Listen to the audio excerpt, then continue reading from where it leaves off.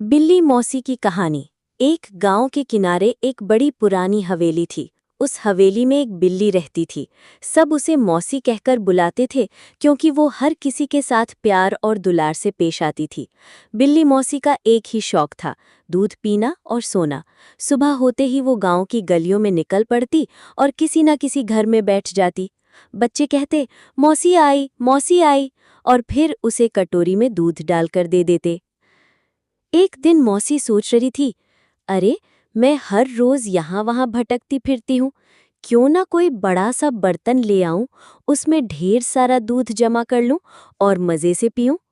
बस फिर क्या था, मौसी ने एक पुराना घड़ा ढूंढ निकाला और तय किया कि अब से वो दूध उसमें जमा करेगी। लेकिन हवेली के कोने में चूहों का परिवार रहता था। उन्हें मौसी बिल्कुल पसंद नहीं थी, क्योंकि जैसे ही वो नजर आती सारे चूहे छिप जाते। चूहा राजा ने अपने साथियों से कहा, दोस्तों, अगर मौसी के पास इतना दूध जमा हो गया तो वो और ताकतवर बन जाएगी, हमें कुछ करना होगा। उसी शाम मौसी ने घड़े में ताज़ा दूध रखा और खिड़की के पास रखकर सो गई। चूहे धीरे धीरे पास आए और बोले, वाह क्या खुशबू है, चलो मौसी का दूध चख लेते हैं। उन्होंने दूध पिया, पर थोड़ी चालाकी भी की। दूध पीकर ऊपर से पानी डाल दिया ताकि मौसी को लगे कि दूध जस का तस है। अगली सुबह मौसी ने घड़े में झांका और बोली, दूध तो है, पर स्वाद फीका क्यों हो गया? उसने शक किया, लेकिन ज्यादा ध्यान नहीं दिया। कुछ दिन बाद वही हाल रहा। हर बार मौसी दूध रखती और हर बार चूहे चोरी से पी जाते।